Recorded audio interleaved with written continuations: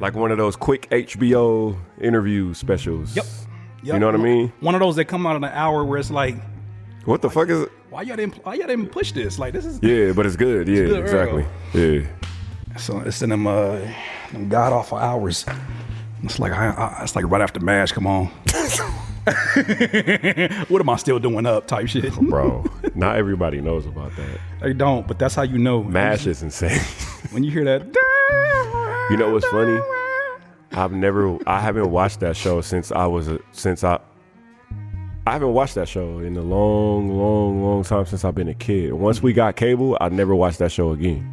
Even when we had cable and the show came on, I just played the theme song and just never let it get to the show. There's no way in hell. At that time, I was like, you know what? I don't even know what that show is about, to be honest. I just know it's Army, and I think they're in Nam. Are they in Nam? I think they are in Nam, but... What is the show about, though? You asking the person that went to sleep when it came on.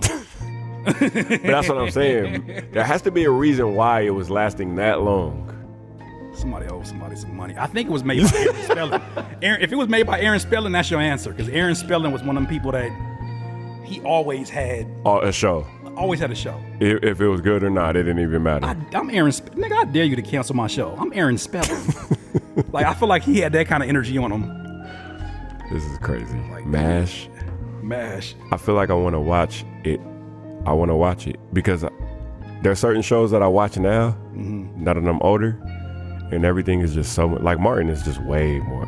Martin is insane. Martin in a good way or a bad way? In a good way. Good way. Because I'm older and I understand relationships and you know what I mean. Because as a kid, it's understand probably being exactly. Yeah, exactly. Certain 90s movies are like soul comedy now that I'm older. Juice is hilarious now that I'm older. It's like, look at these badass niggas. And nobody was stopping the shit. Samuel L. Jackson was the closest spot to somebody to stop anything. He was the only nigga that was like, y'all niggas need to go home. Everybody else. But I'm gonna take your money. I'm gonna take your money, but I'm still friends with the person that came and robbed his bar. What are you doing out? And they're just kind of like, they're just badass kids. And they couldn't trust each other. They couldn't trust each other because they badass kids. Badass kids. And Pac, what was Pac? Pac was badass. Pac, the craziest part about Pac probably wasn't even a badass kid. It's just his environment. He didn't want to be at home, so you always got to be outside.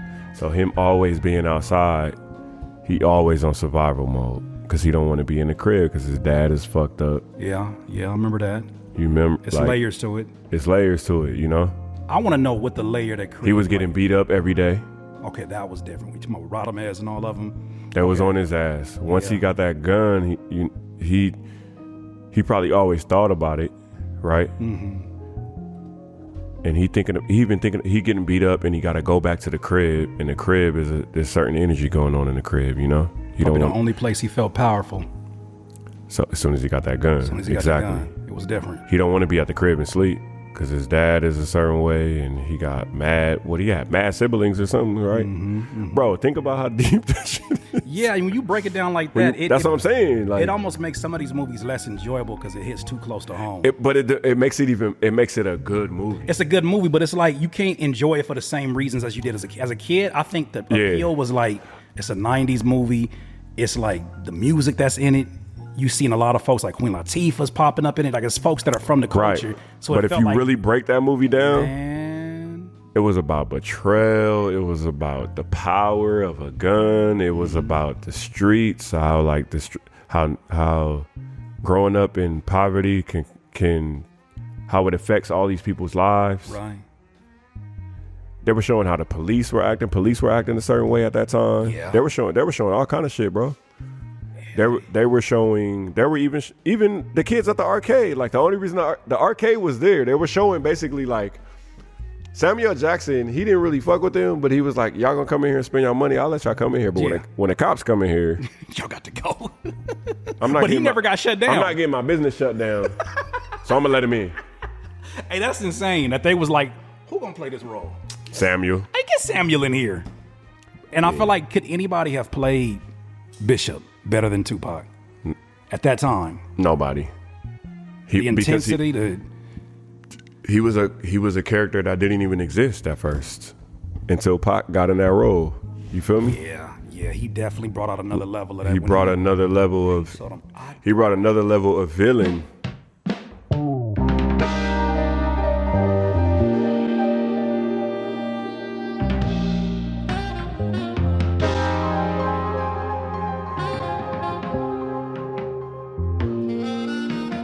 Ladies and gentlemen, I thank you so much for choosing to click and watch this video today. Once again, my name is Curtis King, and this is the first of an interview series that we'll be doing here on the DIY Music Network. And I could not be more proud. My gosh, Stevie, man. I could not be more proud that the first interview that I get to do on this platform is with someone who doesn't do a lot of interviews. But when he does, it sticks with you, sticks in your memory for a reason. Stevie Crooks is an individual, phenomenal mind first and foremost, but he's somebody that I've known for many, many years, and he's always been top tier elite lyricist. And I feel like I've had the opportunity over the years to know him in that capacity as an amazing live performer, as somebody who is a student of the game. But as of recent, really around the project now that we're going to be talking about, and honestly, the reason why you're seeing this lighting, for those of you that are probably going to start to complain, and I can't see you. Well, let me help you understand a little bit. You have a project called what, Stevie? The Invisible Man. And we've had conversations about sort of how you want to present this art and how some people may not get that, may not like it, may not understand it. But that's why I kept saying to you, I said, man, when it's time to do the conversations, I feel like you and I could have a much needed conversation just because of the kind of topics we vary from, but also because of where your mind is at, in my opinion, about the music industry. Yes. Where your mind is at in terms of creating art at the highest level. Yes. But before we get into that, just for those who may be new to the experience of Stevie Crooks, who is Stevie Crooks and what do you do? I am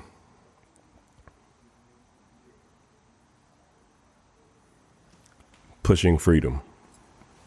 Okay. Honestly. I am pushing dreams. I'm pushing I'm pushing love. Mm-hmm. I'm pushing fighting for the things that you love. And I'm pushing individuality, mainly. Yeah. That's what Stevie Crooks is. That's what Stevie Crooks is. Yeah.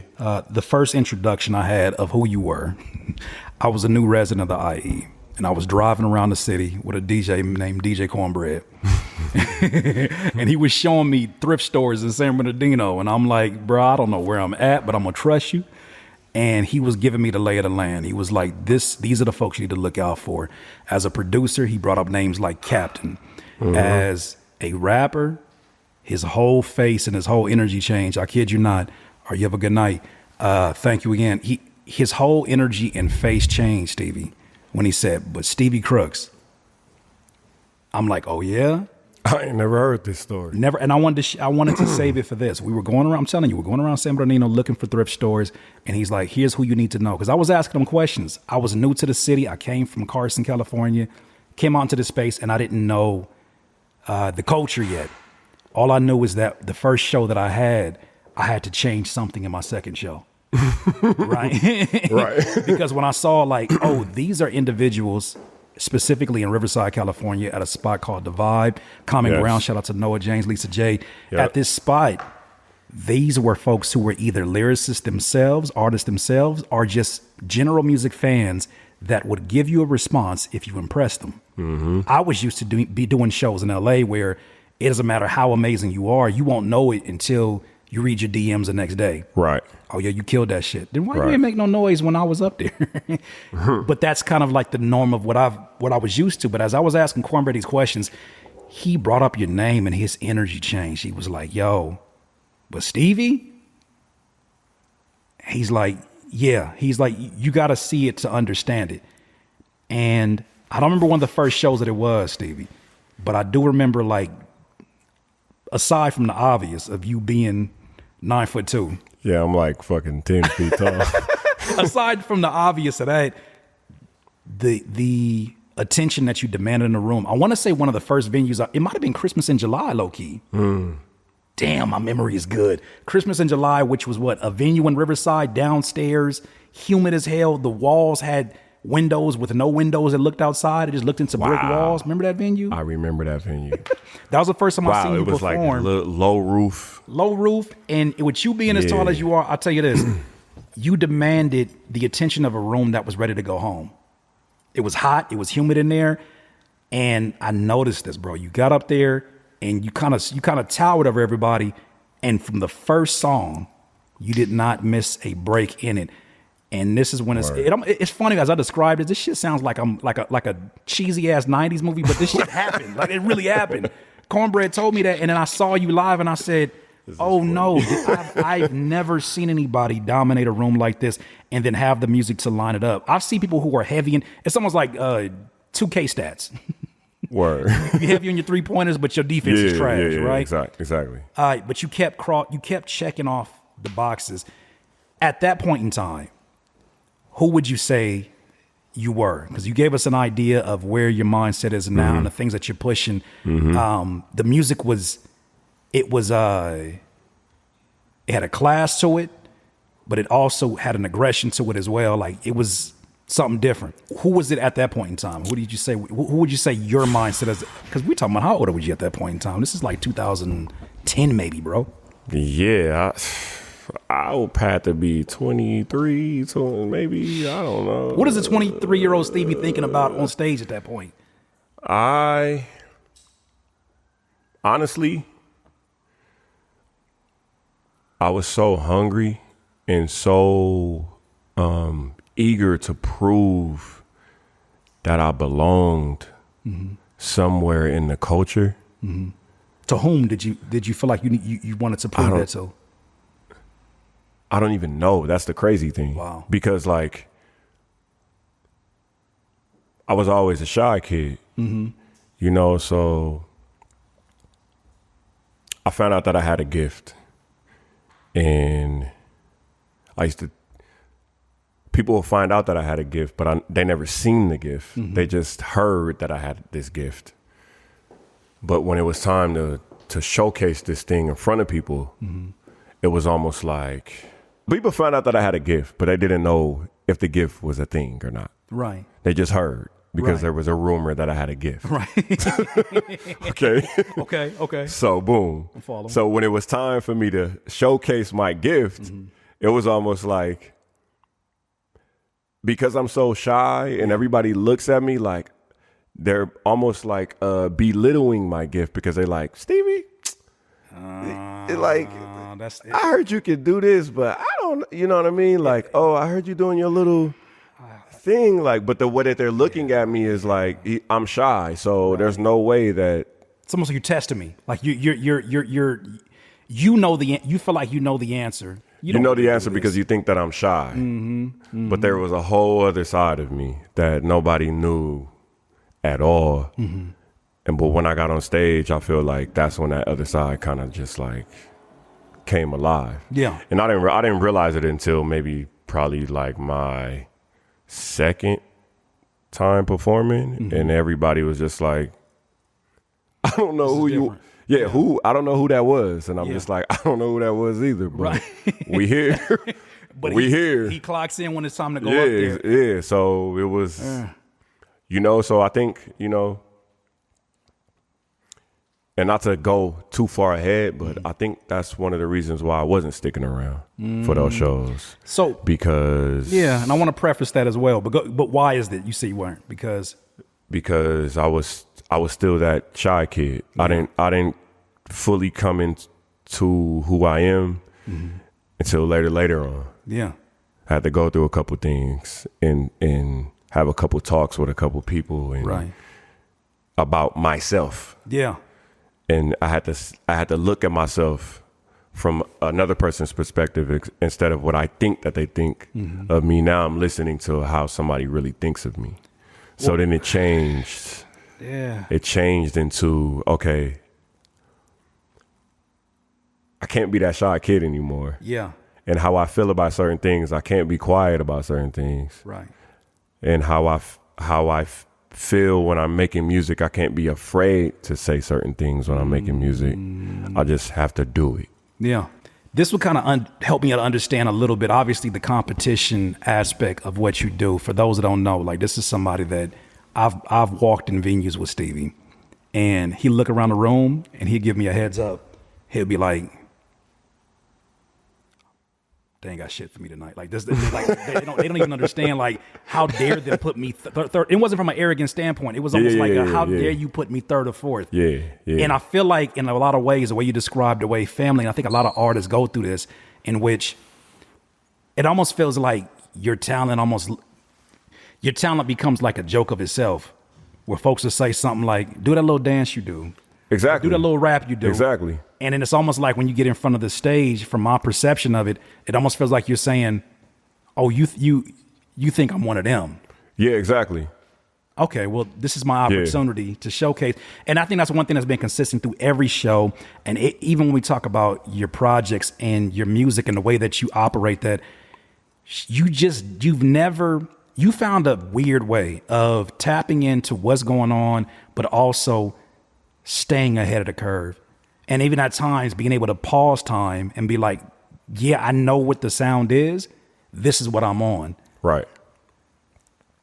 So how have you been able to kind of like, because it's an endless struggle with artists where it's like you get pulled in this direction, especially when people see that you have the gift that you talked about. Yeah. When people know that you have it, they're like, man, I didn't know you could rap over these kind of beats. I didn't know you could do this. Right. And then they want to pull you in the direction of whatever they value or see as success. How have you been able to kind of like stay in your space, even though you were going through your own growth in the process? Because I am hip hop. Like that's like that's the most honest answer I can give. What I mean by that is like, one of the things as far as like being hip hop is being different. Continuing to be different, continuing to not do what other people do, because so you can stand out. That is hip hop. You know, that's one of the things of hip hop. So like, I know everybody's doing this over here. Yeah. That's cool, but I'm gonna try to do this over here because it's like, that's cool, but let me make something else up. Why do you think that, you know, there's when it comes to like hip hop and fashion, like people, you know, go out of their way to find some brand that nobody has ever worn. That's hip-hop. And wear it and be like, y'all don't even know what I'm on. Or like, y'all don't even know where to find this. You feel me? That's a part of hip hop. Yeah. You know, it's the same thing with the music. Like, that's dope. That's what y'all got going on, but let me do this over here. Because at the end of the day, like,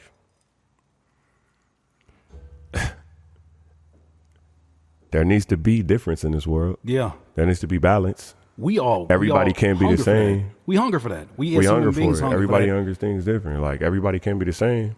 And one thing that I am doing is pushing different, people being different. Yeah. But I want you to be different, but I want you to be true to yourself. I don't want you to be different because you think it's cool to be different or it's like a trend to be different. I don't want you to do that. I want you to be different because you're being yourself.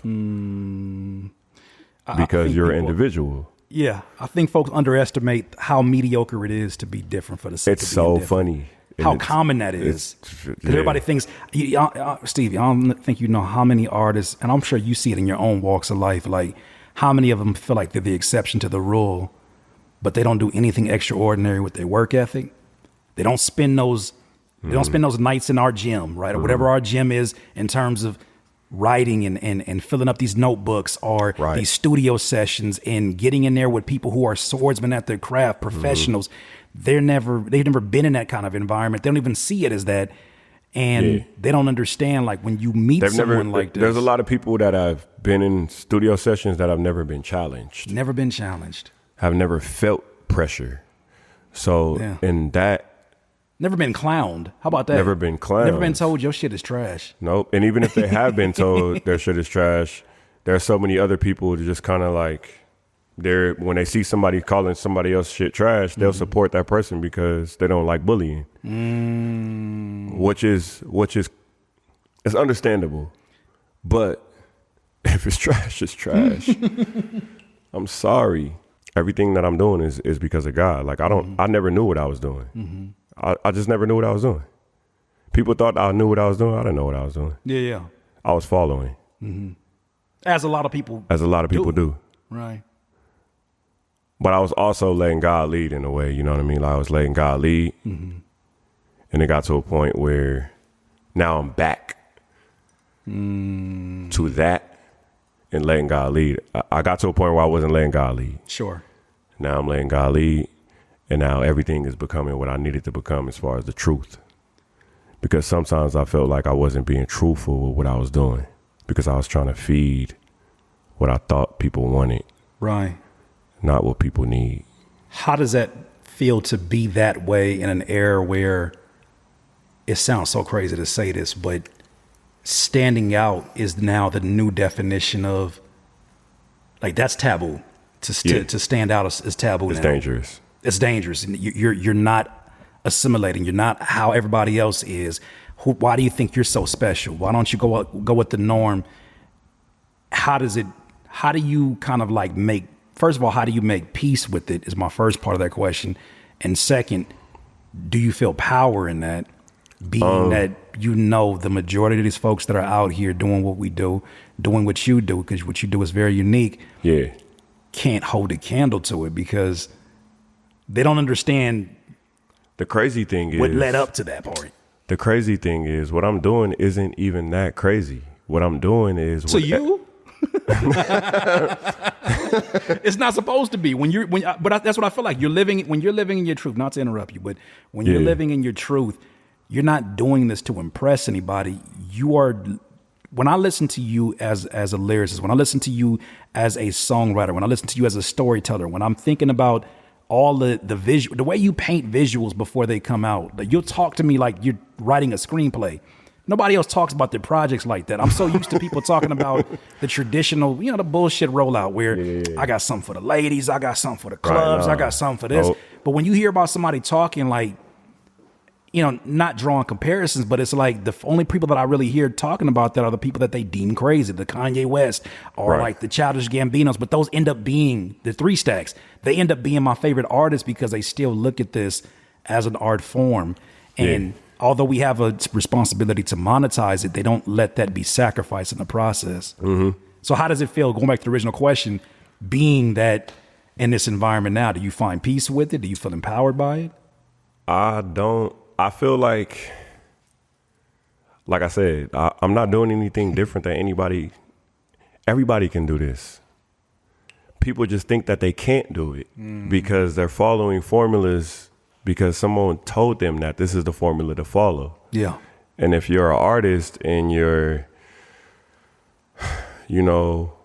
watching YouTubes telling you how to be an artist without finding out yourself, without putting your feet in the mud and going out there and really like figuring it out instead of trying to figure it out everything on the internet. Yeesh. Oh my God. Then you'll realize what I'm doing is no different than what they used to do a long time ago. Yeah. It's and not even to say, oh, we in a different time, Yeah. It's not even that. It's just you want to be different. Right. This is how you do it.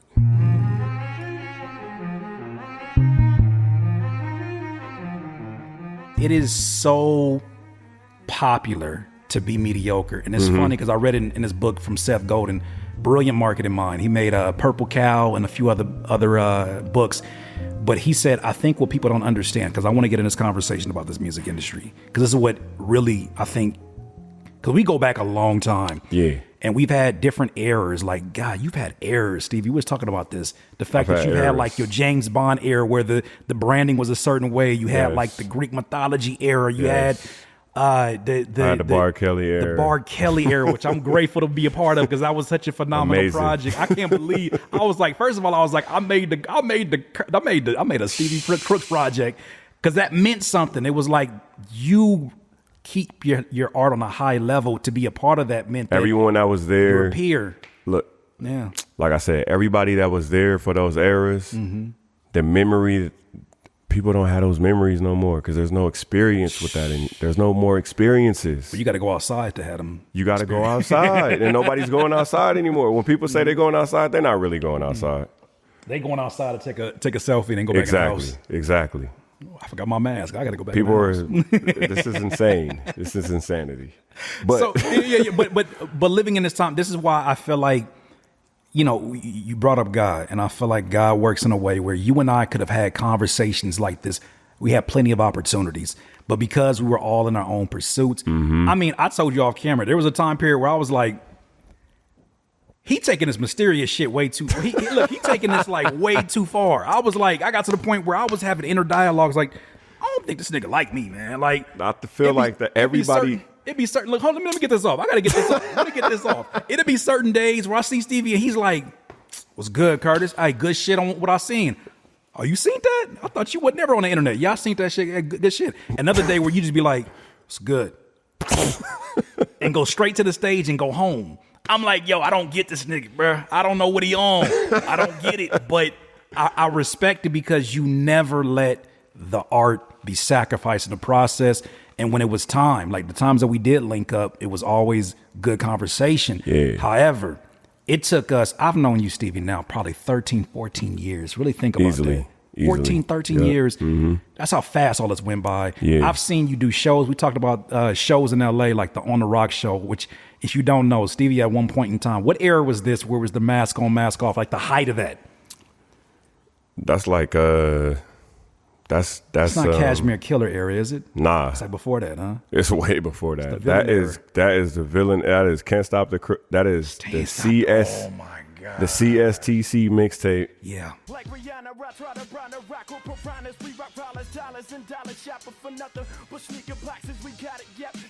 Yeah. Where I was rapping over 90s beats, and I had songs that were not recorded because I didn't have a studio at the time. So I used to just perform songs that were not recorded, and people knew the songs. Hold on, let me stop them for a second. Let me just one note. Let me do a cliff note. Cliff note. Did you just hear what he said? Some of y'all, there were people that were there. Promote your songs 1,000,000 times. Your Instagram looks like a brochure for SoundCloud. Okay. And nobody can recite not near a lyric. This man had an error, and I remember this error where you were rapping. What you did to the Cooley High beat to this day. I was like, at that point, I was like, I can't even look at him in no like rapper competition mode. I was like, I can't help it. I'm a fucking fan now.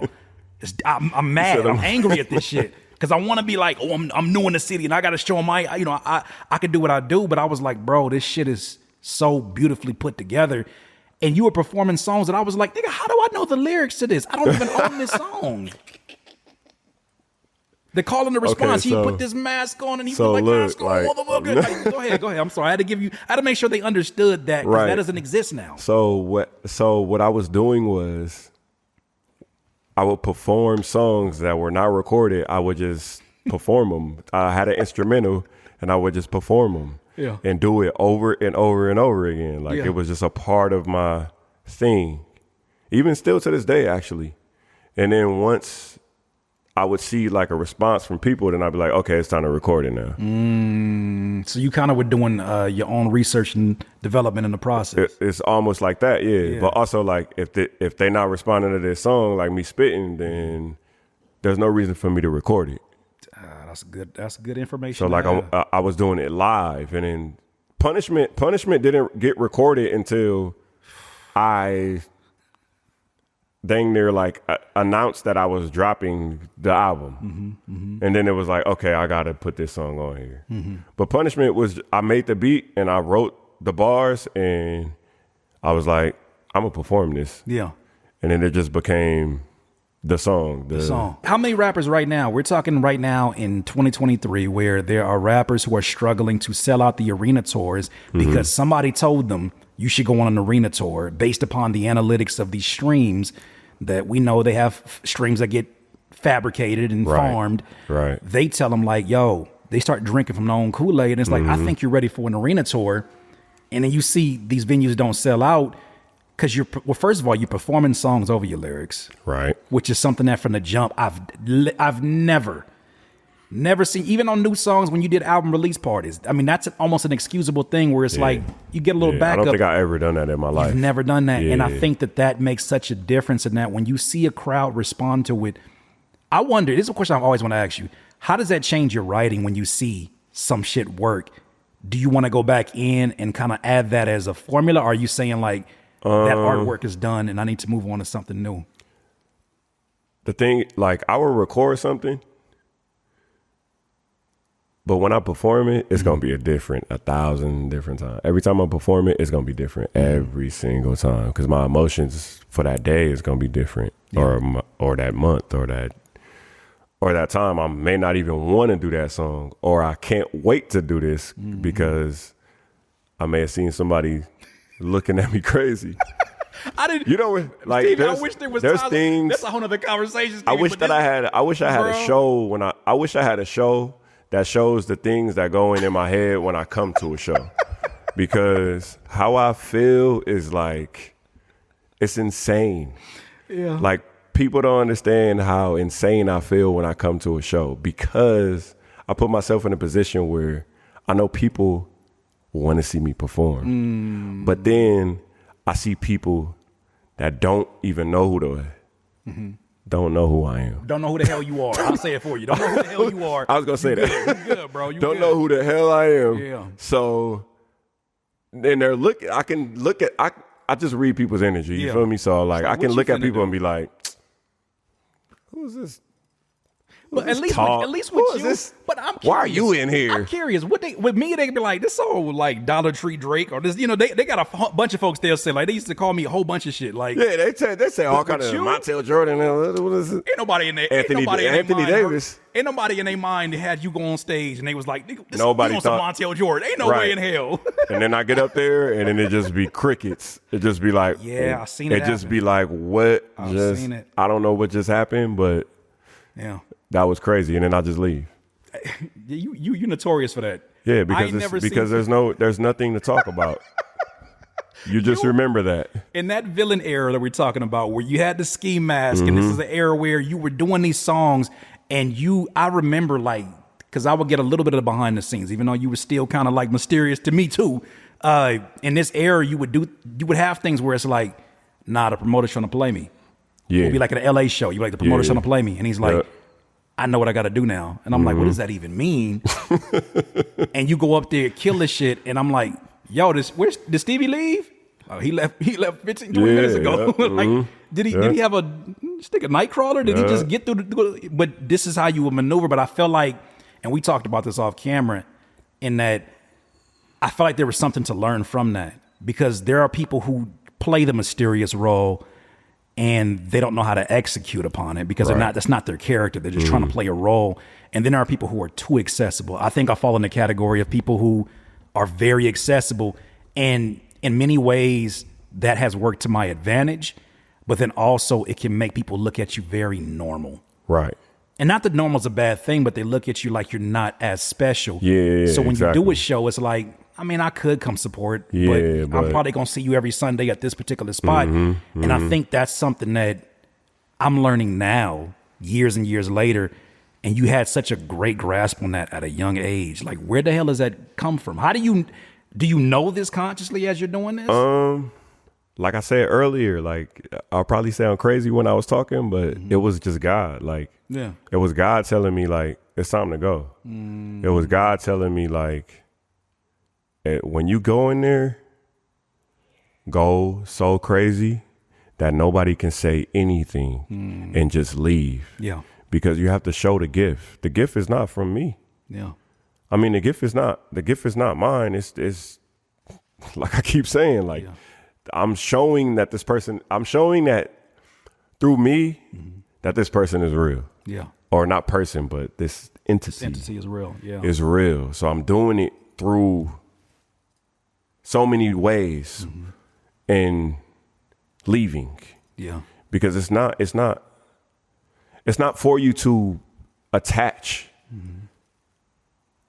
a person to. It's for you to attach the experience to. Does that make sense? That does make sense, but I have a question about this though. How does that affect the way people embrace your product? Because obviously we still have to generate some kind of income, being independent in what we do. I'm sure there's the conversation that somebody, I mean, you work with a lot of different people where they say like, we think it might be beneficial for you to maybe stick around and shake some hands. Right. You know, just build that rapport. Consider it like... You good? The beach. Not everybody lives by the beach, but when you go by the beach, you go to the beach, you experience it, and you look at it, and you feel. And everything that you're thinking about in your life, you get clarity. And then you go home. And then when it's time to go back to the beach again, you go back to the beach to get that real shit. The beach is bigger than you. And I'm not saying I'm the beach. Yeah. I may just be a wave. But the wave is bigger than you. And when you go to the beach and you find out who you are and you realize who you are and you feel good, then you go back to where you are and you give that same energy back to where you are at home. There were certain actors and performers in the 50s where they would purposely slow down their speech and they would watch the crowd lean in and they end that shit. Yep. Because that leaving them on that, there's an art form to the mystery. There's an art form to the timing of it. And that nuance is so lost in this time period because everything feels like it's a tutorial away from somebody explaining it and it doesn't need to be explained. Some things don't need to be explained, bro. Art doesn't need to be explained. Yeah. But we're living in an era that over-explains it. And I had some, I forget the artist. It might have been it's a rapper named Copyright. He was like, I don't ever want you to get me. Yeah. Because the moment that you get me, you become bored. Because I'm predictable. You know where I'm going next. But think about all these artists that we know, how easy it is to mimic them and how easy it is to make music like them. Right. And then you have some artists where nobody knows how to make nothing that they make. They're just like, I don't know. How did you even, who would have even thought to flip this? Or who would have even thought to say it this way? You know, there's a difference. If somebody said, I'm making a Stevie Crooks type beat, I would say, what error? Because you have errors. To, because there's error. There's no Stevie Crooks type beat. There is not one. Because the moment that you do it, you'll show me some up tempo like Beach Boy sample, and I'm like, yo, how does this fit into the lore and the comic, the anime energy that you have going on around this? And then you'll jump in there and be like, I'm on my James Bond shit. Yeah, exactly. And everything will align. Everything from like, bro, we didn't have shows where this nigga had people getting ready to rob the people at the show. I love that so much when I'm able to zoom out and say this is not a real robbery. Talk about that. You had a show. Please talk about that, because you refreshed my memory today, and I was like, had I not been tipsy with the open bar, I think I might have pissed myself. We basically threw a show and then stuck the show up and made everybody go to the back, and I was in the back with like a duffel bag, waiting for people to come to the back, and I had a stage back there, and everybody came to the back, and I performed. Can I tell you? But everybody, it was like probably like 6 or 7 niggas came in with guns. Yeah. I remember that. Can I tell you from the vantage point that you probably will never have insane. Because you were the performer? That'll never happen ever again. Now you can't I can never do that because ever again. All of a sudden, all I could take for something. There'll be whole Twitter threads. Oh and my gosh! Yeah. YouTube videos about hip hop is getting out of control. You need to leave. But can I say this from the vantage point that you'll never have because you were the performer that night? I looked around and I saw people jolted, but jolted in a way that they were like, I like this feeling. And when the first song came on, it was like, to me, you know what that felt like, Stevie? It's like when you go to the theme parks. There's a reason why they have these long ass lines that have like speakers behind the rocks, like at a Disneyland or Six Flags. They do this to build up the anticipation, because they can make those lines shorter if they wanted to. Exactly. But you're going through this scenery that's setting up, and there's music playing, and by the time you get there, you're already in the mood of it. Right. There's probably like they probably got the, that's on another level, but the smells in the air are all that. Like, no, they do all that shit. They spray all of that feel good, pheromone type stuff in there. But I feel like that's something that you cared about. And so many folks, their night, and I'm one of those, where it consists of, here's my flash drive, here's my songs, and that's it. I still care about that, and I've still been doing that. Like I've still been trying to give experiences, because at the end of the day, like when I talk to my pops, that he talks about experiences. He talks about when he was at Soul Train and he remembered Marvin Gaye performing, like watching it. Yeah. The experience, how the room changed, how the lighting was, like all of that stuff, like those are the stories that I want my fans to have, that I want my peers to have. I want them to have those experiences where it's like, if you wasn't there, this ain't for the internet. It could be for the internet later. But through somebody else talking about it. I'm going to force you to live in this moment. This ain't for the internet. This is for you and us. This is for us. For you on your FUBU. On accident, he threw that one out there. On accident, but word. How do you, because I feel like in order to do that requires you to exist both in the future and in the past at the same time. Yes. And in the present, because you're doing things in the present. But like, to have the foresight of, I don't give a fuck if y'all don't get it right now. This is going to be the experience that you said with your pops at Soul Train, watching Marvin Gaye in person. That feels so removed from our generation that you're like, you almost want to shake his hand like, damn, you saw that? I want a piece of that experience. Exactly. You're creating that in an era where, once again, standing out is the taboo thing. How are you able to like stay focused on that and not stray? Because I'm sure there's always a temptation, especially because the game is so. And you're lined up with a lot. You've been lined up with a lot of people, folks we can probably talk about, can't talk about, but we talk. Right. And we've talked about like rooms that you've been in, and it's like you could easily go that route, and you have the songwriting skill set to go that route. But why not? The industry's waiting on you, Stevie. Why? Let me ask you this question. Better question. I remember the first day I found out wrestling wasn't real. And that shit pissed me off, because I think my grandfather said, that shit ain't real. And I said, he hit you with that? I said, man, you don't know nothing about this. I forgot. And I started looking at the hits a little bit closer. Yeah, they right. I started seeing that, and I was like, they stumping on the I started seeing that, and I was like, Santa Claus not real. Santa Claus not real. There's a moment that happened with the music industry for me. I don't remember what that moment was. It's probably a many moments, I should say. I wonder what that moment was for you, where you looked at this and you said, and maybe, I don't even know if you have aspirations to do things in the music industry, the traditional one at any time. That moment happened a long time ago. Okay. That moment happened a long time ago. I was already like, I feel like I came out the gate like something ain't right.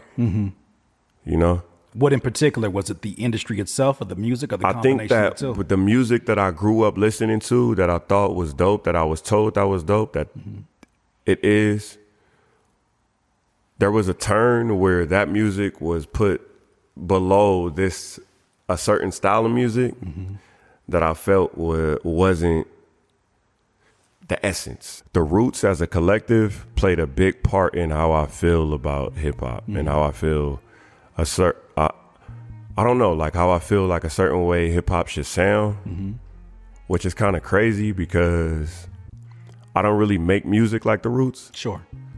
But I feel like they play a big part in how I make my music. You know why that makes sense? You know who Andre 3000 said his favorite rapper was? You ever heard that? Q-Tip.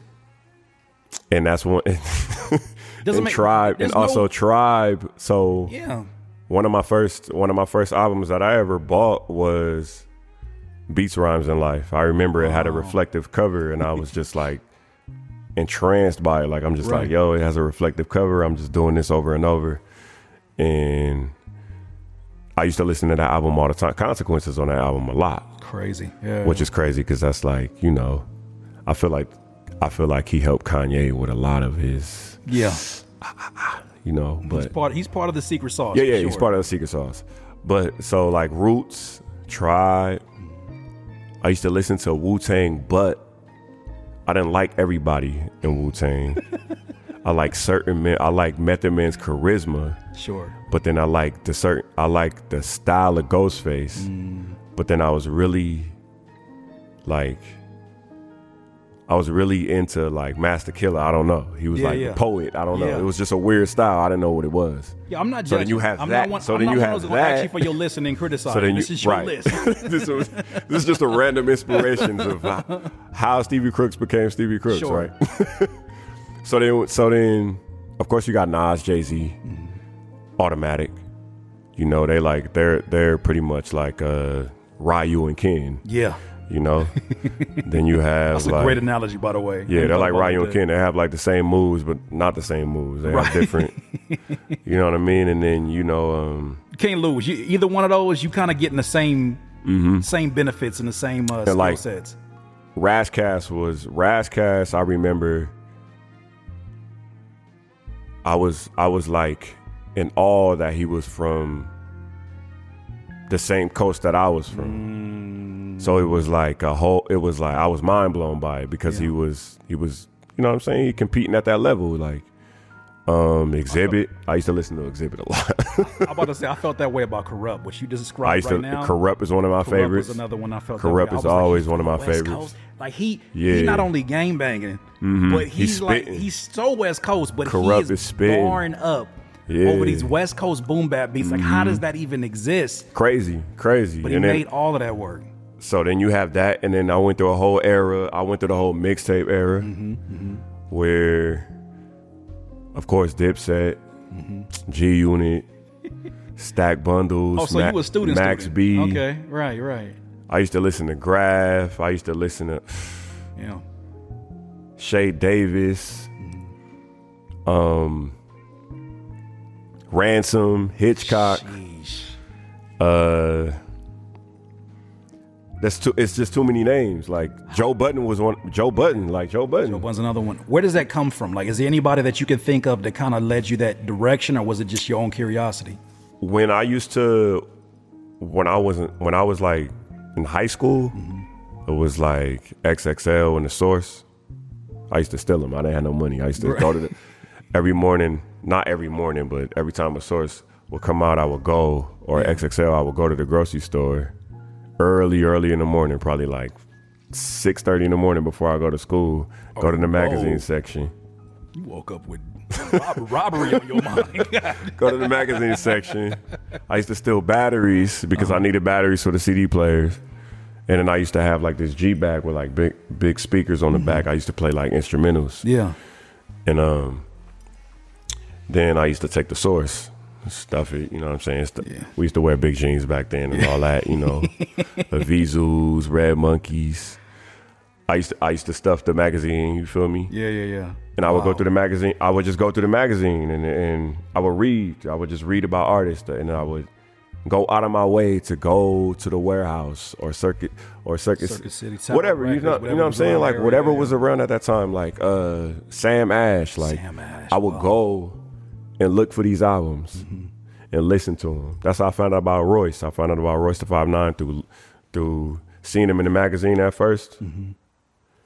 Play Grand Theft Auto. He was on there.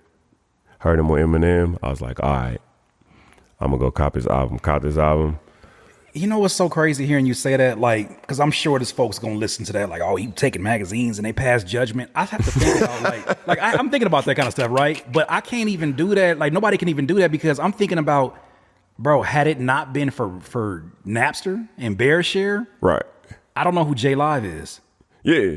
And J Live was a real big part of. I probably never shit that before. He's a really big all part of that whole era of I wasn't gonna get no BearShare. access to none of that shit. Like, these are the things that end up building the foundation. And I guess when you get in a position to do it, you can pay it forward. You're gonna have to pay. Life gonna make you pay it forward somehow. But I think that's our generation too, and that we and also like to even break that down. Like I was a kid that came from, like a family that wasn't sure about hip hop until I started doing it. Wow. So they knew what it was, but they didn't know what it was. I had to show them that it was something different. Yeah. That also plays a part in me being different. Okay. You know what I mean? Because I want to make my parents proud. I want to make my family proud. If they feel a certain, there's the older generation in my family. If they feel a certain way about music, I want to change their view about how it is as well. So, of course, I'm gonna be different. How do you think their viewpoint now? Because it's like another time that it's way different now. It's way different. Different how? I feel like every one of my family members has had a humbling moment with me.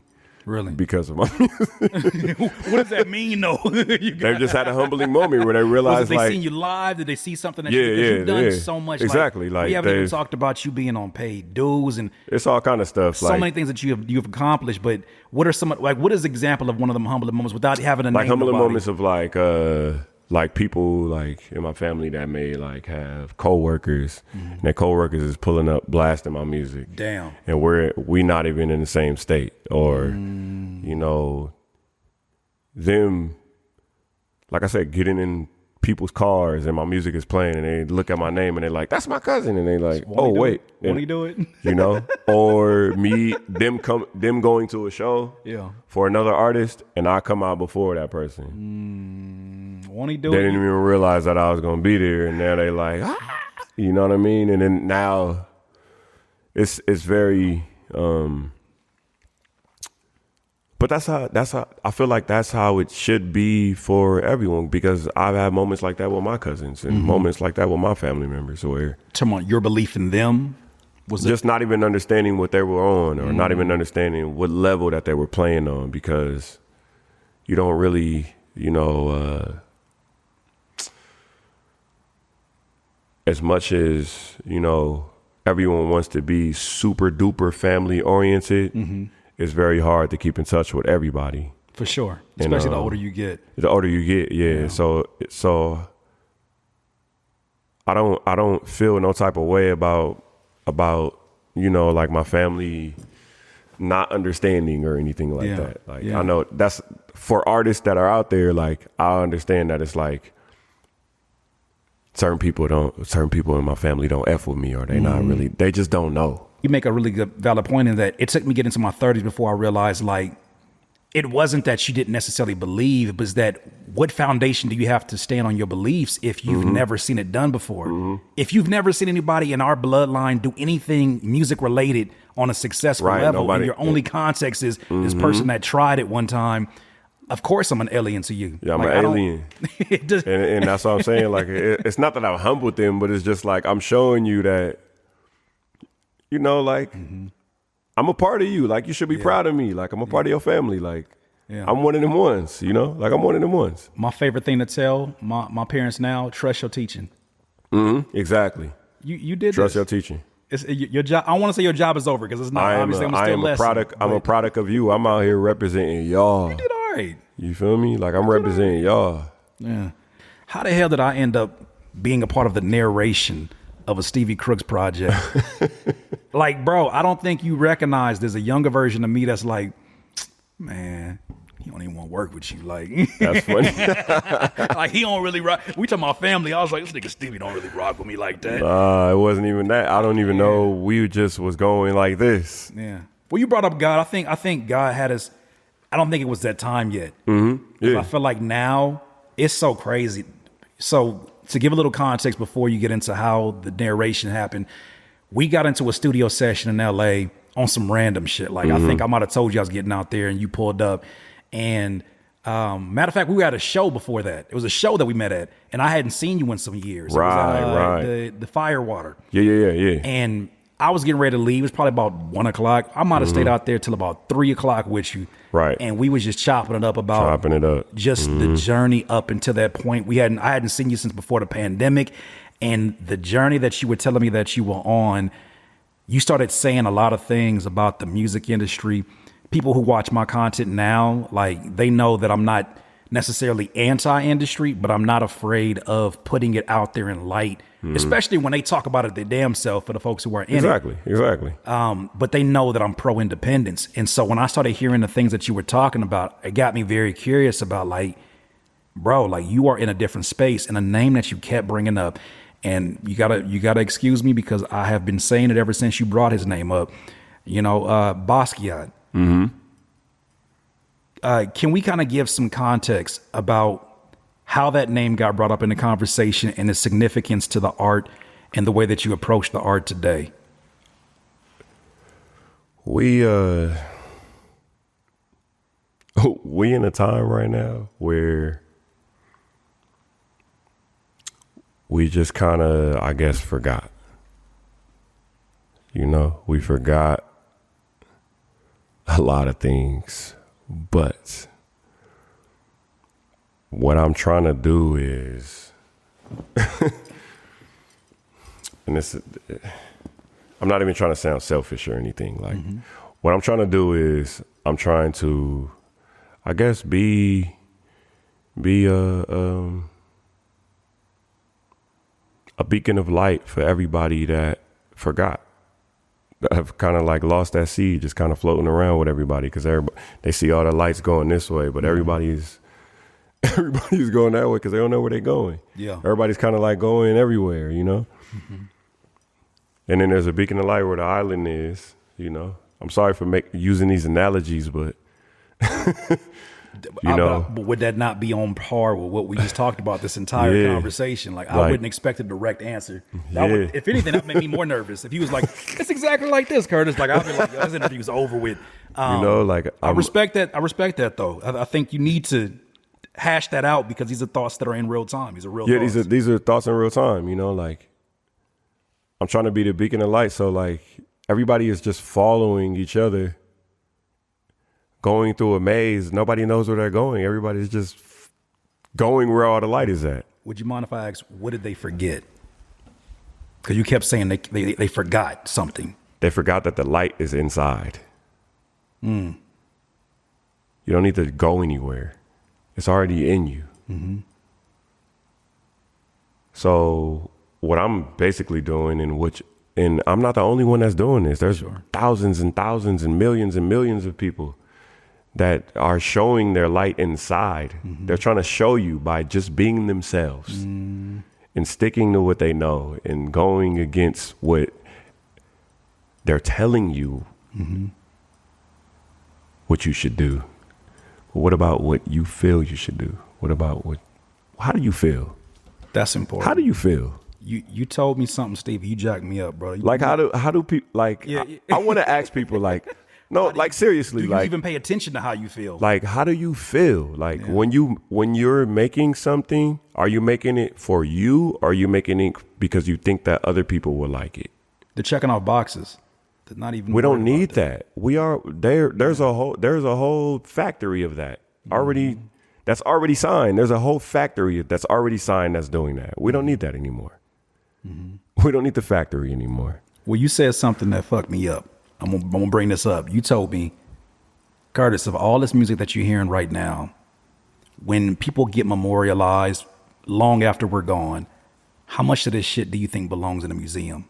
Exactly. And you said that, and I started thinking about legacy immediately, because I think we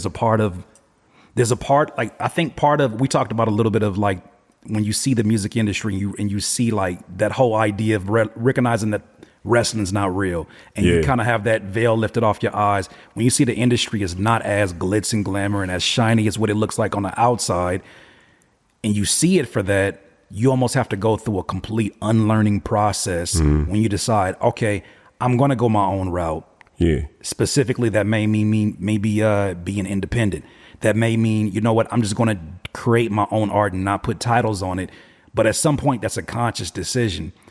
And I feel like you're now creating art that says, I don't give a shit. Not 1.5 shits. Half of that.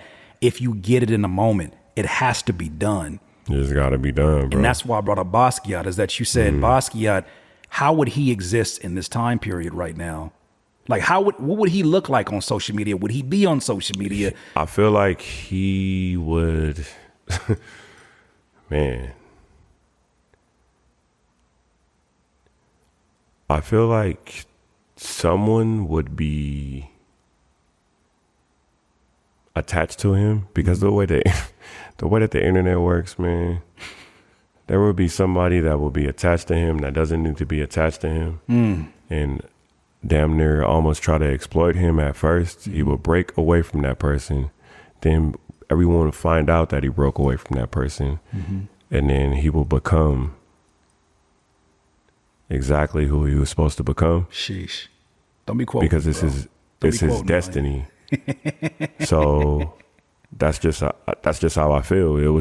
It's his destiny to be who he was for what this is. Damn. I know you're over here quoting the narration. I just heard what you just said. Right? You're not slick. You're not going to just lie down. But it does give context, bro, that I think that a lot of people don't think about because there's so many fucking distractions now. There's so many different stimulants. There's so many things that are vying for our attention. And we're living in a time where standing out is the thing that people attack you for. They cancel you for having an opinion or having a difference of opinion.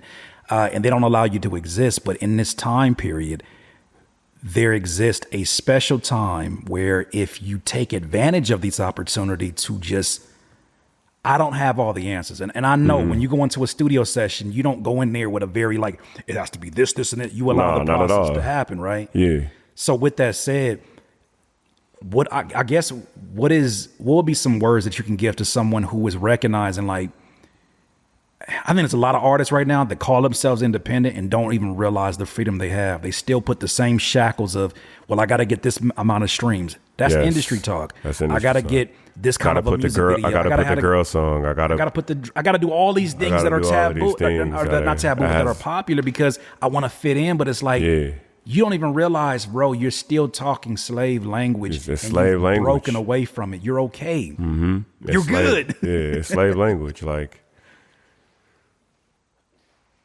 the unlearning process is hard because when we learned about hip hop, we were shown the bright, the shiny shit. This is what it is. You gotta have this song. You gotta dress like this. Yeah. You gotta have.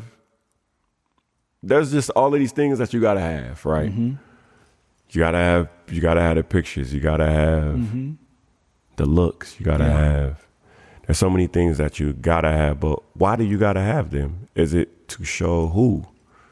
Who are you showing? Yeah.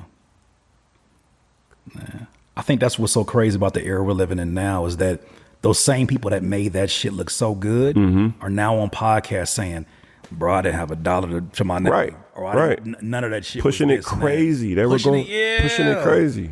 But they're telling these stories now where I think a lot of, bro, I'm so encouraged to see younger artists that are coming up in this. And I'm like, bro, if we had even an idea or even an access to the information they got now, I imagine that independently we would be a lot more years ahead of it, right? Oh yeah, for sure. Because there's a lot of distractions, a lot of people that come into our circles that are influential people. I know you meet a lot of influential people that say, man, if you only did this and did less of this. We were talking about this. I want to get into one specific because I have to talk to you about this.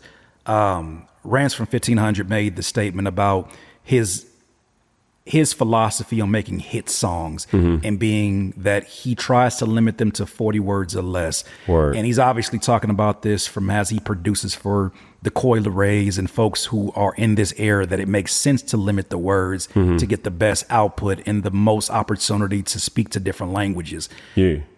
When I look at that lesson being pushed, and he hasn't pushed it, but I see like different spaces on the internet push that as the universal law for all writers, rappers in particular, who are still writers. When I see that being pushed, I think about somebody like you, and I think about Basquiat too, and I think about would he be given the grace to live up to his highest level, his most elite level of his skill set, if he was concerned with well, I got to make a mainstream banger. Right. It's no way, man. I got to make something everybody going to gravitate to of a painting. You know what I'm saying?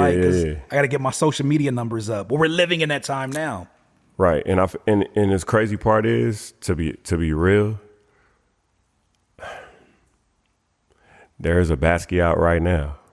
And I ain't even talking about myself. There's a Basquiat right now. Yeah. That's like painting, and he don't even want to be seen on the internet. He don't want his. Yep.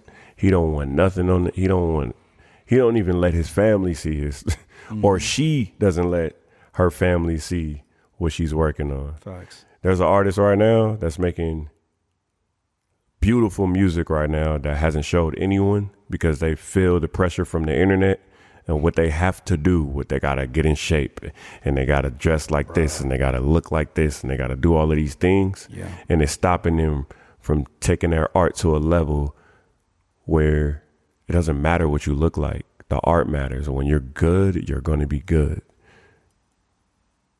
And what I mean by good, you're going to be good, is financially, you're going to be good. Emotionally, spiritually, you'll be good because you're putting something out in the world that it's not you. It comes from above. It comes from somewhere else. It's you showing that something is real.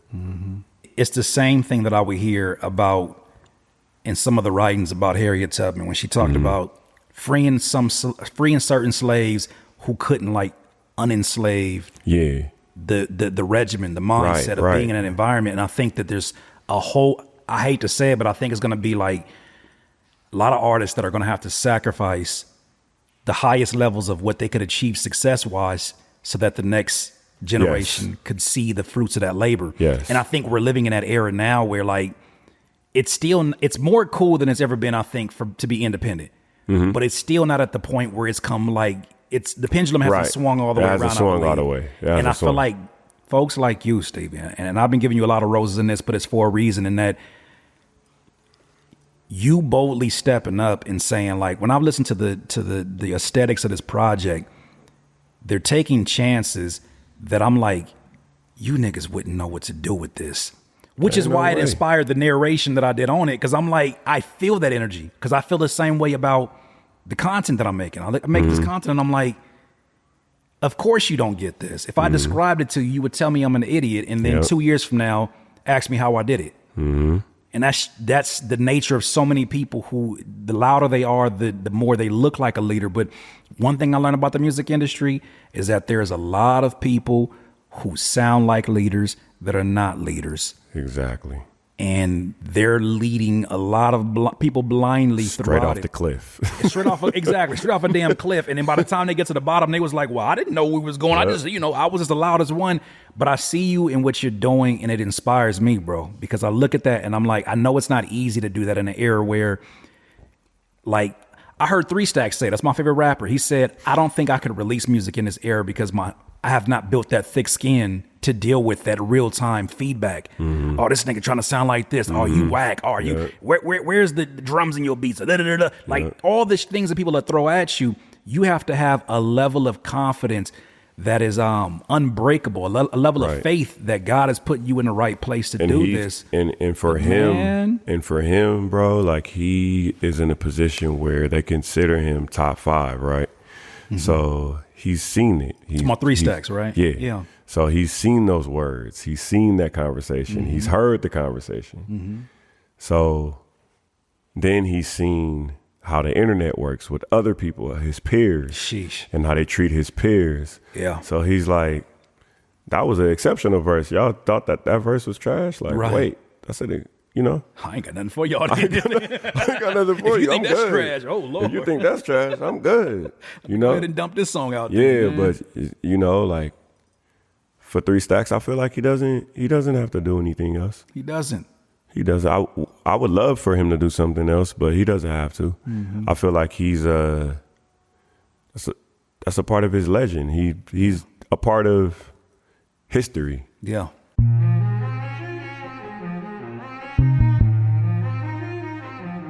You know what I realized? I brought this up to you too, and maybe we can start to kind of bring it to a close on this, in that I kept waiting as a fan, as a fellow artist, for 3 Stacks to drop an album. Mm-hmm. And I feel like at some point you get to a level where it's like, I'm not even waiting on 3 Stacks no more. Like, I'm waiting for a vision of something. I'm waiting for like a manifestation of something. Yeah. And that something is me. Right. I'm being asked to step up. Yeah, we talked about that. Right. I'm being, at this stage, what do you think is being asked of you?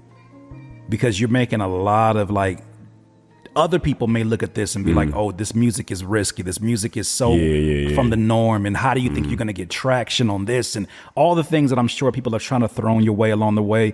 But you stay on your peg. You don't stray from that. With that said, how do you know what I'm saying? Like, how do you kind of find peace in all that? I'm gonna go a few different ways when I answer this question. Okay. So, for one, I feel like there's a lane for everybody. Mm-hmm. You know, like there's a lane for everybody, as long as you be yourself. As long as you be yourself and do what you love, and people see that you love something, they're gonna love it because they see that you love it, so they're gonna respect it. It's like seeing a little kid play with like a certain toy. You're like, why this little kid love?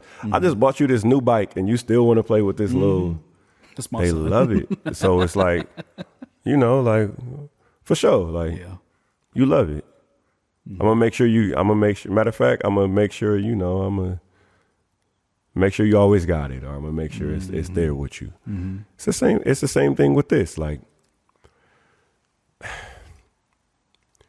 we as artists, we have to we gotta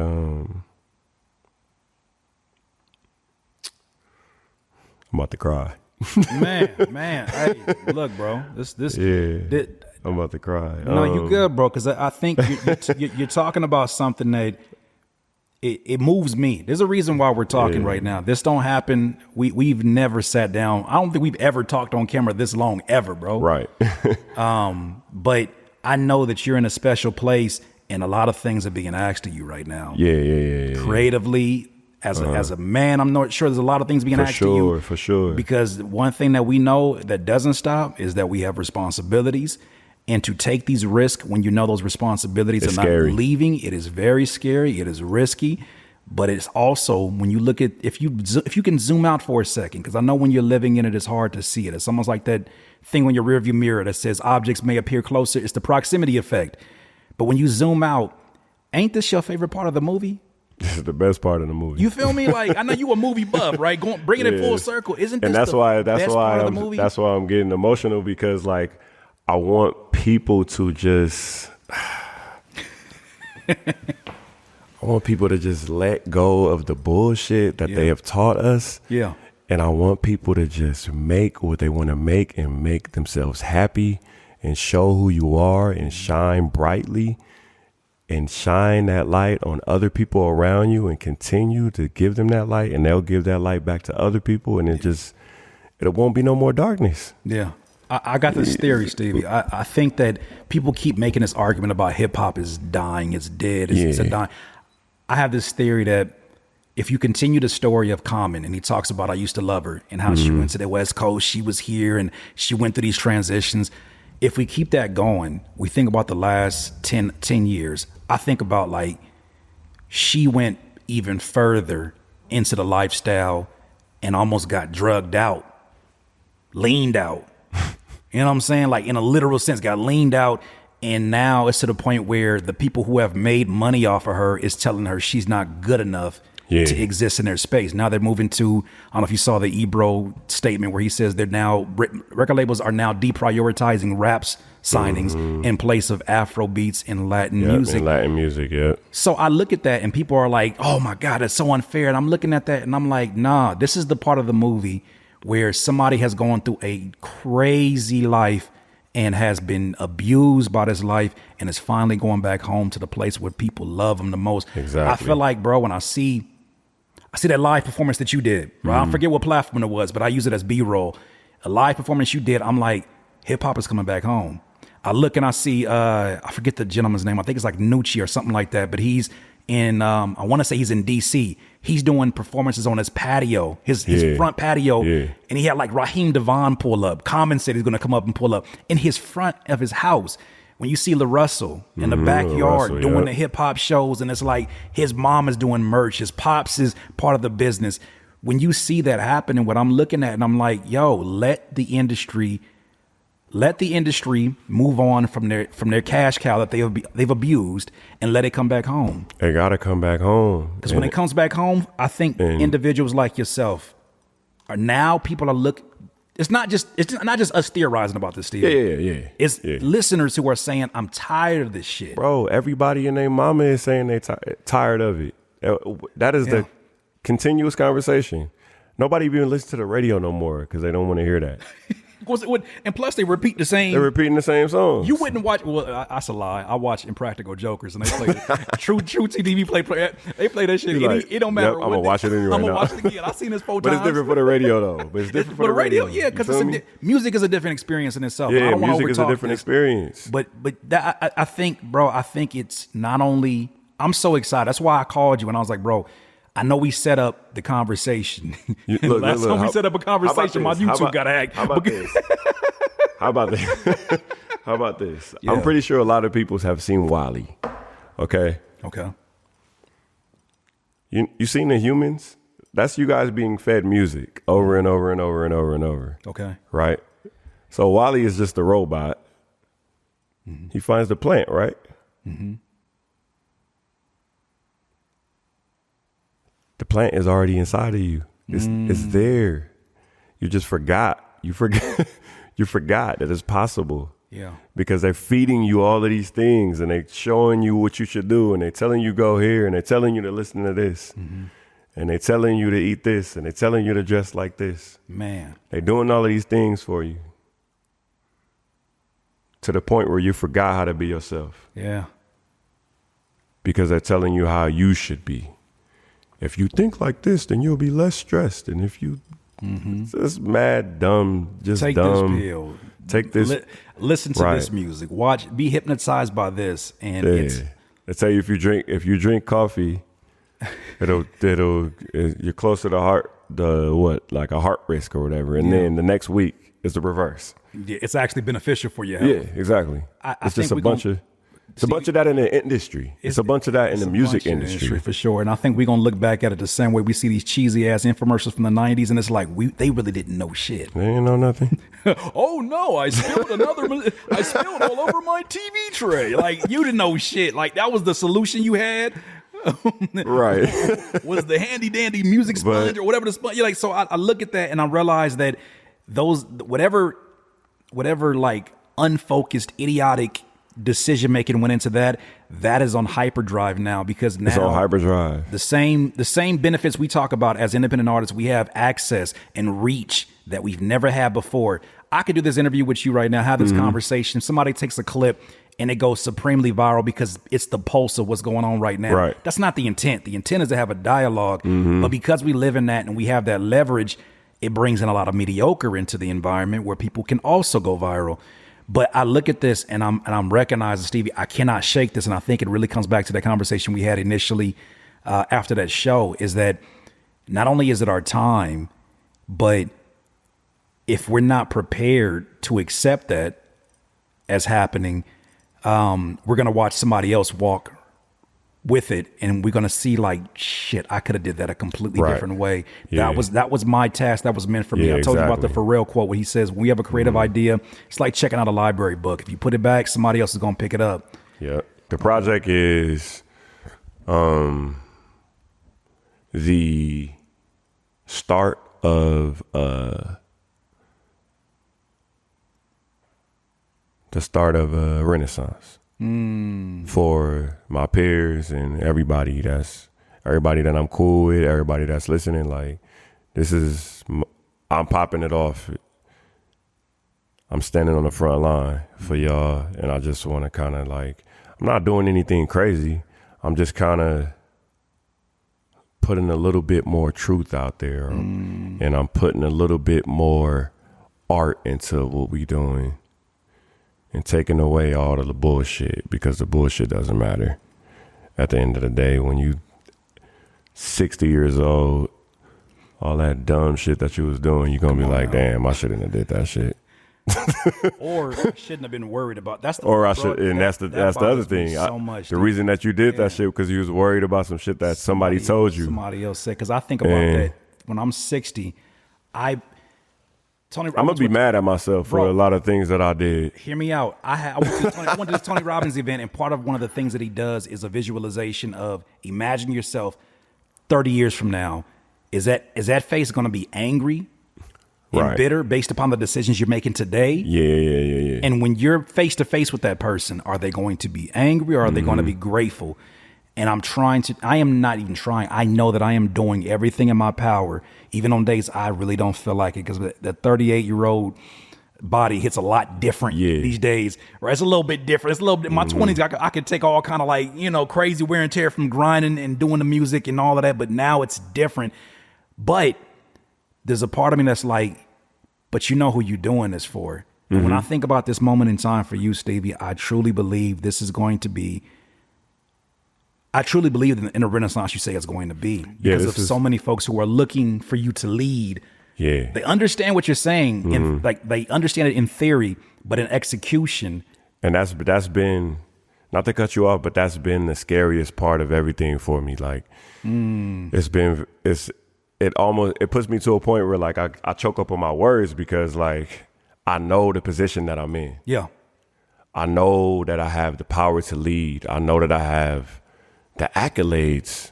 I have the skills to be like, I can teach you how to fight. You know what this is, Stevie? This is because you're a cinephile.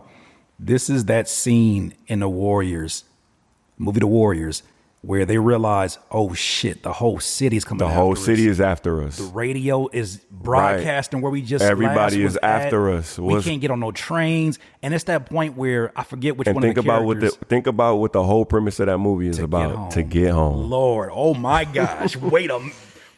So that's it. I'm out. For real. At this point, you can have your exit like you do, like the old school shows that you did. But that's to me really brings it home. In that, to me, this is that scene in The Warriors where they realize that they have been chased, and at some point they realize like they've gone from being preyed on to now, like people are in fear of. Like you standing on the top of that mountain because of the battle that you went through. You told me something off camera, and I'm grateful that you told me this. I know you probably weren't looking for me to share this, but you telling me, I'm great. Like you telling me like I'm proud of you for surviving this shit. Yeah, because you know firsthand. Yeah.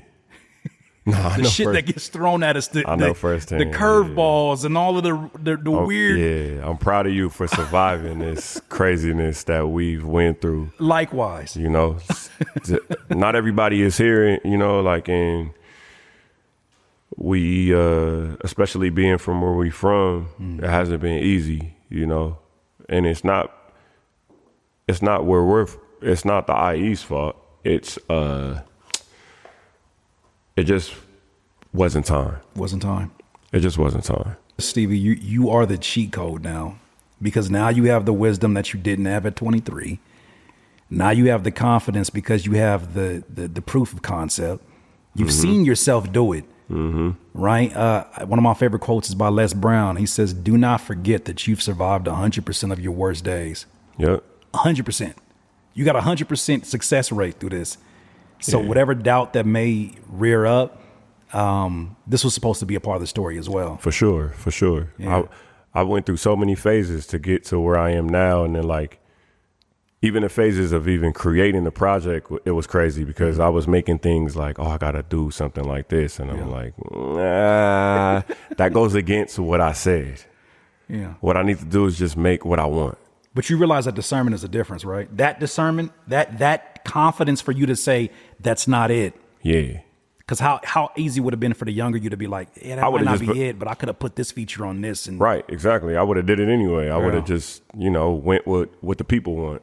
But at the end of the day, I'm still giving what the people want. The people want this. They just don't know that they want it. Yeah.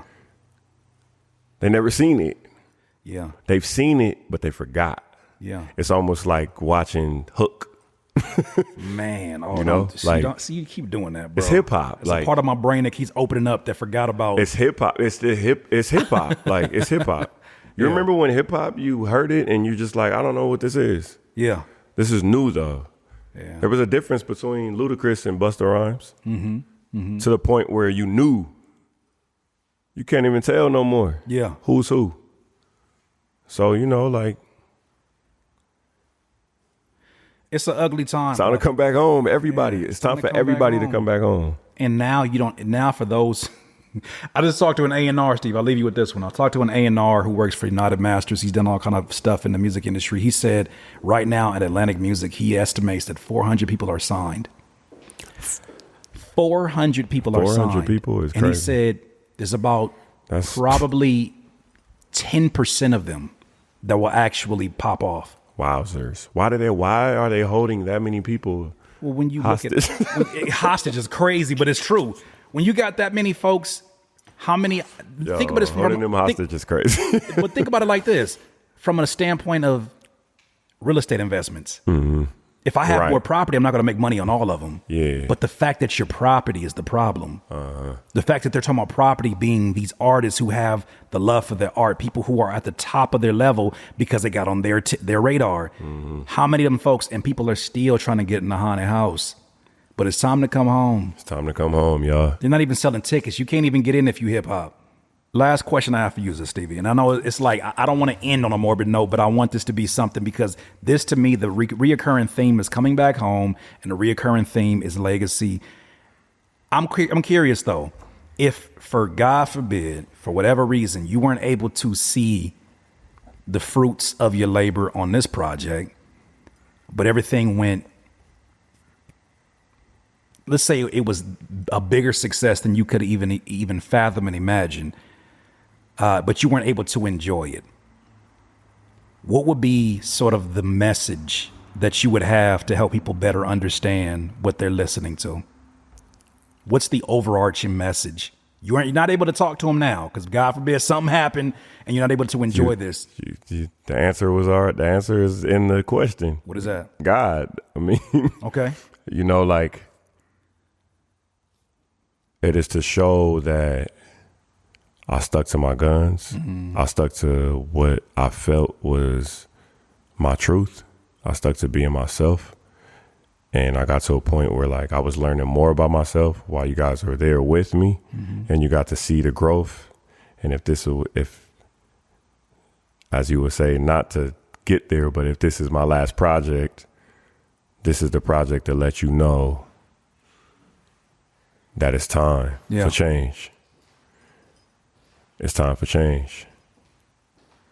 It's time to come back home. Yeah. Because we far away. We don't need to be here right now. We need to be back home. We need to be back with the tribe. We need to be back with the village. We need to be back with the people. I don't know what's going on with us. But it's time to come back home. It's time to calibrate. It's time to. I agree with you. I do feel like you need a home cooked meal. What we doing? When's the last time you had a home cooked meal? When the last time you had a home cooked meal? You ain't had. You want to know why you ain't had that? Because they 3D printing steaks and shit now. Yep. He said that was the answer. Yep, that's it. Yeah, I didn't even want to say that, but you know. But it's funny because that's now the 3D printing culture too. Pretty much. It's insane. It's insane. But I also look at this and I say, but what better time? If I'm looking back and I zoom out, this is a movie. This is a movie. This is the time where this is fucking This crazy. is the time where the artists are against the robots. Like this is John Connor hit ass. Yeah, for sure. We for sure in that time. Like this is the time. This is the time. Well, I appreciate you leading the way, Stevie, and I'm excited to not only listen to this project, but also to continue to make whatever contributions I can, especially to this generation indie artists. I appreciate you so much. I feel like part of this is them seeing an example of somebody who's living in that truth, because then like folks talk about like hip hop needing to be an example for younger artists and getting these younger artists I found don't want to listen to anybody that's not actively doing it. I think about Phil Handy. Every basketball player that wants to get elite at their footwork goes to Phil Handy, but Phil Handy still dribbles a basketball. He don't sit there from a bench and tell them theory. And that's what I respect about you, is that you are going to get to that higher level, upper echelon that people rarely get to see as a lyricist. You talked about it with Jake aside about getting to the top of the mountain and then just seeing a New York nigga. It's facts though. It's the elite facts though. lyricist. But I look at that and I'm like, you're not stopping. Yeah, I'm not stopping. I want to see that person. Like I want that to happen to me. Yeah. Because it means that I'm staying true to what I love. Yeah. What I said that I loved, what I grew up loving, why I'm here, why you're here. Exactly. You know, we love hip hop. Like, what better, than you to take it to those levels, to the highest levels of where you can, Think about what other opportunity would there be for two artists to speak to each other, where we can be our own media, control the own narrative. I'm not going to spin this into Stevie Crooks makes these comments about so and so when it's only a small snippet of it. Right.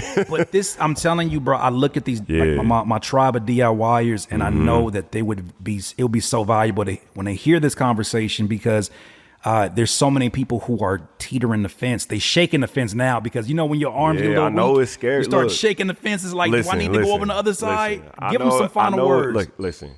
I know it sounds like I'm rambling. It seemed like that because I'm scared, because I understand what's about to happen. Sheesh. It's scary, and I know y'all seen it too. It's scary. But I'm just like, you know what? I know it's scary, but I know it's coming. So I'm trying to prepare myself for it. Yeah. So the way I'm preparing myself for it is to make sure that I'm being myself and making what I want. So that way I have people that know that they can come to me for this always, no matter what's going on. I'm going to end on this quote. Because it's art. I'm going to end on this quote. Being brave is not the absence of fear. It's feeling the fear and doing it anyways. Yes, that's what I'm doing. I'm scared. Yeah. I know. So I commend you for being honest about it, but I think that's also part of, you have to feel that or it doesn't feel real. I think Jay-Z said it along the lines. He said, if I'm not nervous before a product release, he was talking to Oprah. If I'm not nervous before an album release, I'd know that I didn't push the envelope. I didn't do my job. Exactly. Yeah. It's almost like...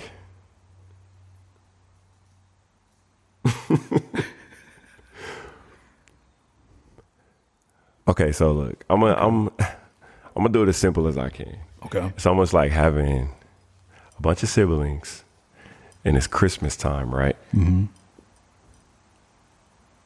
Okay.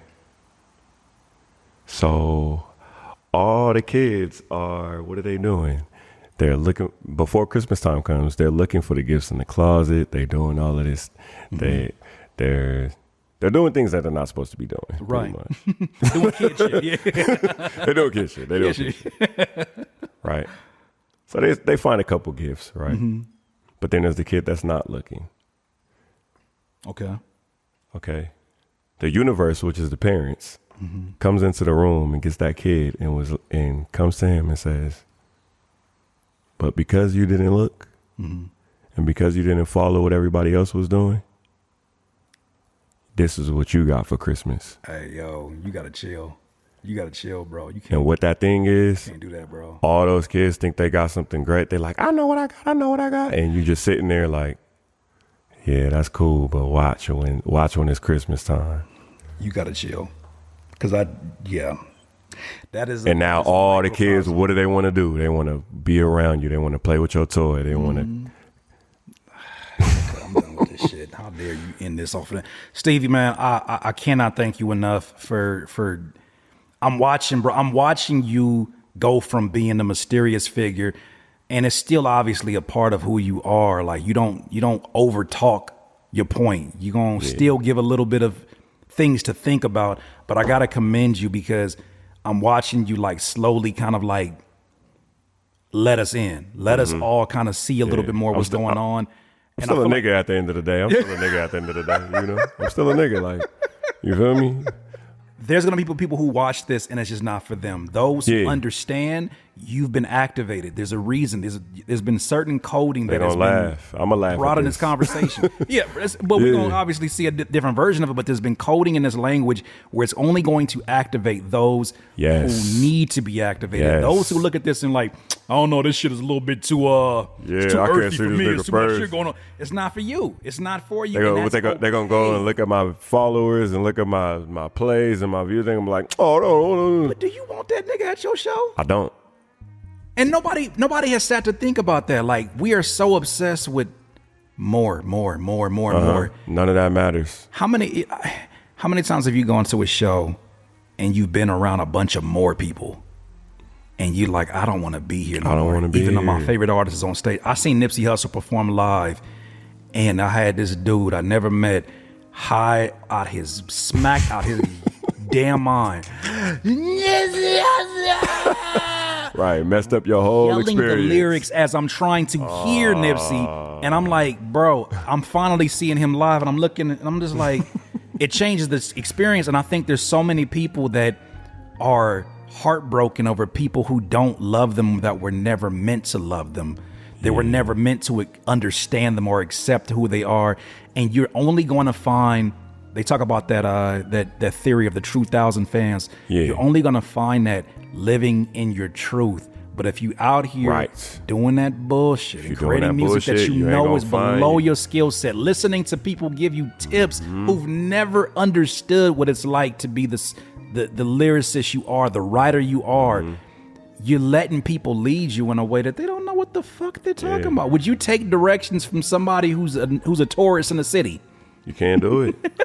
That's the crazy part. But we do it every day. We do it all the time. All the time. Well, Stevie, man, I appreciate you, and I look forward to hearing this project. I look forward to you guys hearing this project. Yeah. I appreciate you spending time here and understanding the mind and the workflow of a fellow independent artist who I feel like I wouldn't bring him on his platform if it wasn't somebody that is of elite level in their skill set. You listen to the music for yourself, and I'm sorry I was your gateway drug to it, because now you hook, and now you ain't got no choice. Now you're gonna go back to the old catalogs. You be like, there's no way this nigga could be this nice for this long.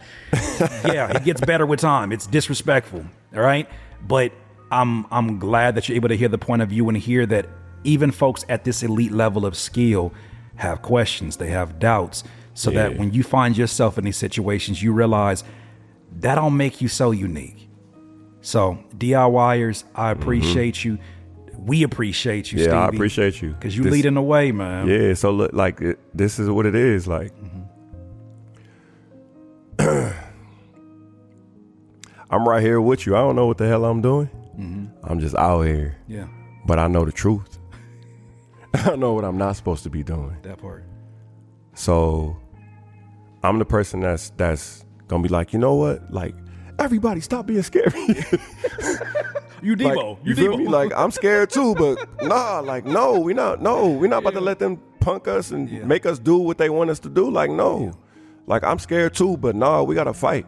We gotta fight back. Like, no. I hate how what are we doing? This is right now. This is that movie scene in a slave movie. Yeah, We's free. We's free. Like, come on, you free? I'm sad that it got to be like that, but it's like come on, y'all. But you know what's hard to talk to? You can't talk to people that are currently intoxicated by the very drug that we're trying to wean them off, but we can't wean them off until they see like maybe there's light on the other side of things.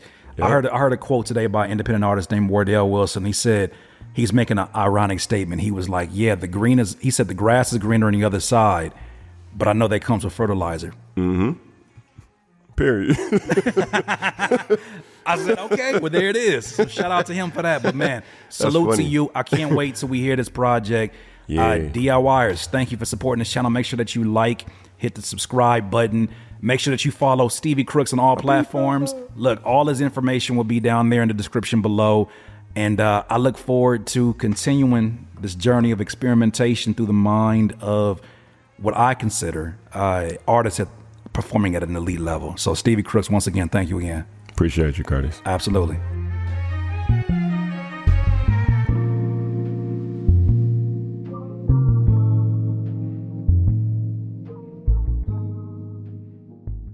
Curtis, K.I. Wire.